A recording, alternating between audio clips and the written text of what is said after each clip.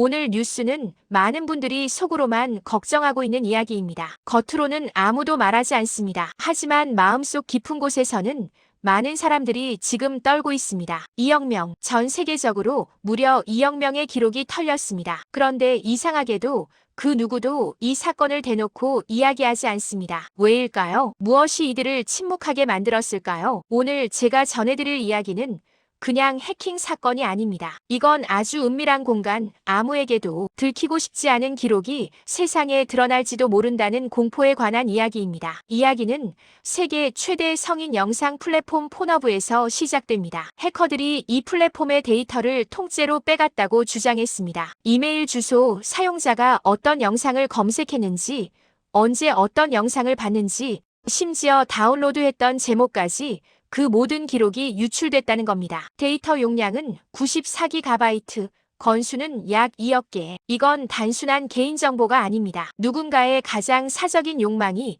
적나라하게 드러난 기록입니다. 그리고 지금 그 정보가 다크웹 어딘가에서 돈과 협박의 도구로 거래되고 있습니다. 오늘은 이 뉴스의 3가지 핵심 포인트를 차근차근 풀어보겠습니다. 첫 번째, 이 해킹은 어떻게 발생했는가? 두 번째, 유출된 정보는 구체적으로 어떤 수준인가? 세 번째, 왜 지금 이 뉴스가 더 큰 사회적 문제로 확산되고 있는가? 자, 지금부터 이야기의 문을 엽니다. 먼저 사건의 전말부터 정리하겠습니다. 지난 12월 16일 국제 해킹 그룹 샤이니 헌터스가 돌연 한 가지 선언을 합니다. 포너브의 유료 회원 데이터를 해킹했고 94GB 분량의 정보 전체를 확보했다는 것입니다.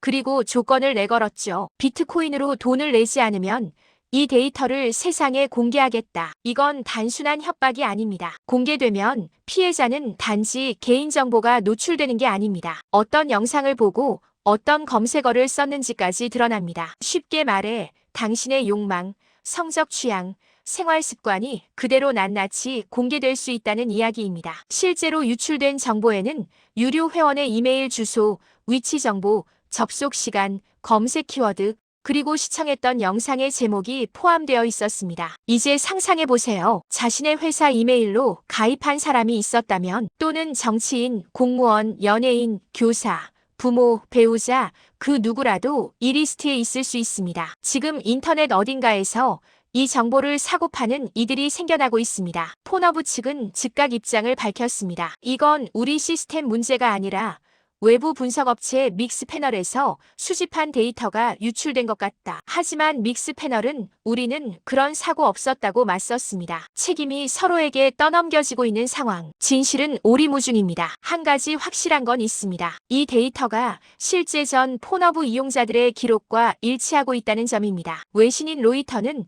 일부 샘플 데이터를 분석했고 캐나다와 미국 거주자 중 일부는 실제 내 정보가 맞다고 확인해 주었습니다. 이제 여기서 한 가지 질문이 떠오릅니다. 도대체 이런 일이 왜 지금 터졌을까? 이건 단순한 보안 문제로 보기엔 이상한 점이 많습니다. 샤이니 헌터스는 단순한 해커 집단이 아닙니다. 이들은 과거에도 대형 플랫폼과 글로벌 기업들을 공격한 전력이 있는 체계적인 사이버 조직입니다. 올해 들어서만도 여러 번 기업을 상대로 비슷한 방식의 디지털 인질극을 벌여왔습니다. 포너브는 그 중에서도 가장 상징적인 타깃이었습니다. 이유는 간단합니다. 이 플랫폼은 성이라는 가장 숨기고 싶은 욕망을 다루고 있기 때문입니다. 단순히 쇼핑몰이나 SNS 계정을 해킹하는 것과는 다릅니다. 여기서 유출된 정보는 그 사람의 신분보다도 내면을 들춰냅니다. 그래서 지금 피해자들은 침묵합니다. 어떤 뉴스보다 파괴력이 큰 사건이지만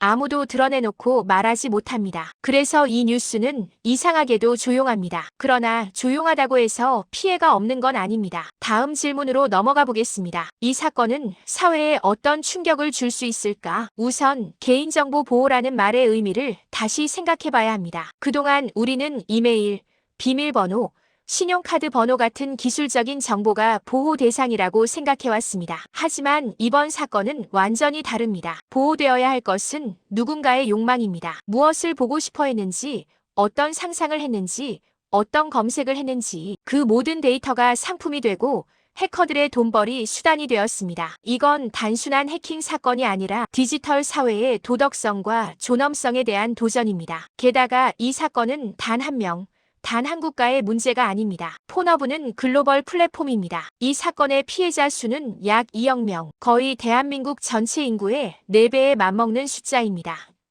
국경도 없고 나이도 직업도 가리지 않습니다. 우리나라 역시 예외는 아닙니다. 비록 한국인은 직접 언급되지 않았지만 VPN이나 해외 결제를 통해 이용한 경우도 많기 때문에 이 데이터 안에 한국인 정보가 포함됐을 가능성은 충분합니다. 그래서 이 뉴스는 결코 남의 일이 아닙니다. 자, 여기서 잠깐 멈춰볼까요? 만약 내 기록이 거기에 있었다면 그 순간부터 당신은 협박의 대상이 될 수 있습니다. 비트코인 300만 원어치를 내지 않으면 당신의 시청 기록을 회사에 보낼 거야. 실제로 이런 일이 일어났습니다. 과거 유사한 사건에서 해커들은 이메일 주소로 협박 메시지를 보냈고 일부 피해자는 돈을 송금했습니다. 이번에도 비슷한 시나리오가 재현될 가능성이 큽니다. 그리고 이건 단지 개인의 불안으로 끝나는 문제가 아닙니다. 이런 해킹은 사회 전체의 신뢰를 무너뜨립니다. 우리는 인터넷이라는 공간에서 점점 더 많은 것을 기록하고 남깁니다. 검색어 하나, 클릭 하나가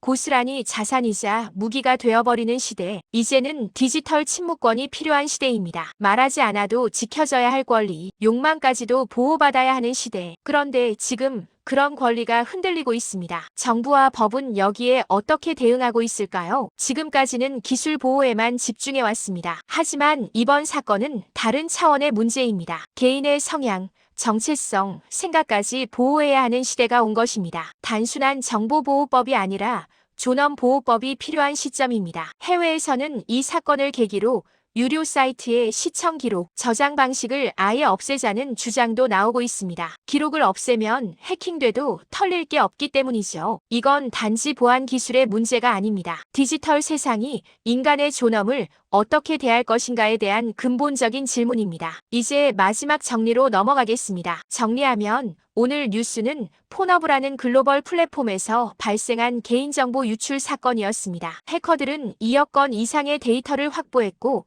비트코인을 요구하며 협박 중입니다. 이 정보에는 단순한 계정 정보가 아닌 사용자의 행동 이력과 성적 취향 같은 민감한 내용이 포함되어 있습니다. 그런데 여기서 한 가지 질문이 남습니다. 이 사건은 해외에서 벌어진 일인데 우리와는 정말 상관없는 일일까요? 폰허브는 글로벌 플랫폼입니다. 우리가 VPN이나 해외 결제를 통해 접근했던 그 공간, 사실상 한국의 인터넷 사용자들 역시 이 생태계 안에 함께 있었던 겁니다. 그리고 무엇보다 한국은 이미 디지털 성범죄에 가장 예민하고도 복잡한 현실을 안고 있는 나라 중 하나입니다. 생각해보세요. 리벤지 포르노, 불법 촬영, 웹하드 카르텔, N번방 사건까지 우리는 벌써 수많은 성과 기록의 범죄를 겪어왔습니다. 이런 사건이 또다시 다른 방식으로 우리 삶에 스며들고 있습니다. 이제 중요한 질문을 드릴 차례입니다. 우리나라의 디지털 성범죄 대응 시스템,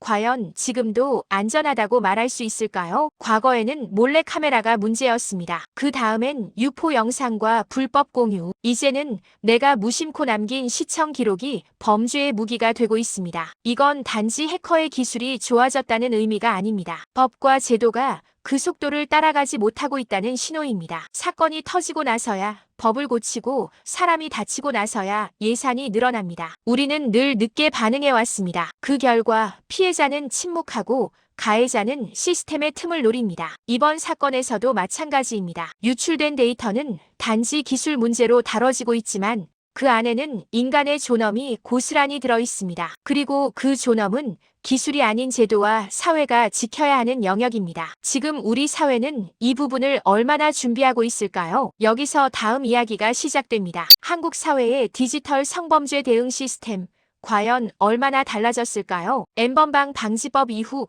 5년 우리는 무엇을 바꿨고 무엇을 놓치고 있을까요? 디지털 흔적은 점점 정교해지고 저장 기술은 점점 연구에 가까워지고 있습니다. 그런데 우리의 감시와 제재는 여전히 아날로그에 머물러 있습니다. 앞으로 어떤 대응이 필요할지 다음 영상에서 더 깊이 들어가 보겠습니다. 예를 들어 불법 영상은 삭제해도 그 영상의 기록은 어디에 남아 있을까? 성적 취향 데이터를 수집하는 기업들은 그 정보를 어떻게 보관할까? AI 기술이 발전하면서 나를 모방한 딥페이크는 어떻게 만들어질 수 있을까? 우리는 이 모든 질문의 정답을 아직 알지 못합니다. 하지만 분명한 건 있습니다. 이제는 단지 기록을 지우는 수준이 아니라 처음부터 기록이 남지 않게 설계된 시스템이 필요하다는 것. 그리고 그런 기술과 법이 만들어지기 전까지 우리는 스스로를 지켜야만 한다는 것. 오늘의 이야기, 조용하지만 거대한 울림을 남깁니다. 당신이 무심코 남긴 클릭 하나가